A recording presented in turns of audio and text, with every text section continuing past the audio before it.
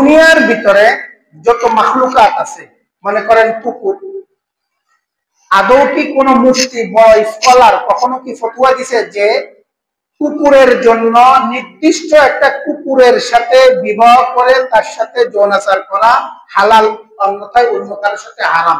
এরকম কোন ফতোয়া শুনছেন কখনো? এরকম কোন ফতোয়া কি আমরা কখনো শুনছি যে মালিকের গাভী, মালিকের গরু, তার খড়ের যেই খড়গুলা আছে, খেরগুলা আছে, এটা খাওয়া তার জন্য হালাল, অন্যের খড় খাওয়া হারাম? এরকম ফতোয়া আছে? পাইছেন কখনো? বিড়াল যে মালিকে পালে, ওই মালিকের পাতিলের দুধ খাওয়া ওই বিড়ালের জন্য হালাল, অন্যের দুধ খাওয়া, মাছ খাওয়া তার জন্য হারাম? এরকম কোন ফতোয়া কেউ বলছে আছে না? হ্যাঁ, শ্রীগাল রাতের অন্ধকারে যত মুরগ ঘাস খাবে সব হালাল, দিনের আলোতে যা খাবে সব হারাম? এরকম কোন ফতোয়া আছে? আছে? নাই। পক্ষান্তরে মানুষের ক্ষেত্রে, দানবের ক্ষেত্রে এই ফতোয়াটা আছে, আছে কিনা? আপনার হালাল কামাই করা খাওয়া আপনার জন্য হালাল, অন্যের জিনিস অন্যায় ভাবে খাওয়া কি আছে কিনা ফতোয়া? এটা তো শুনছি নাকি?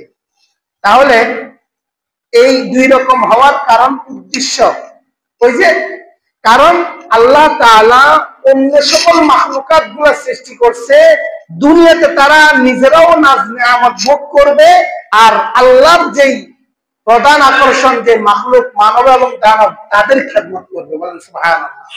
কথা বুঝা আসছে? এই জন্য সে নিজের খাক আর অন্যের খাক, রাতে খাক বা দিনে খাক, কথা বুঝেন নাই? একজনের সাথে যৌনাচার করুক বা 1000 জনের সাথে যৌনাচার করুক, সবকিছু তাদের জন্য কি বৈধ, সবকিছু তাদের জন্য কি বৈধ। কিন্তু আমাদেরকে আল্লাহ তাআলা শুধুমাত্র আখিরাত কামাই করার জন্য সৃষ্টি করছে।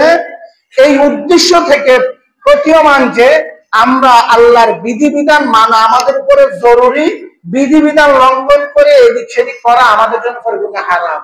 পরিপূর্ণ কি? মানেন তো? কথাটা মানেন তো?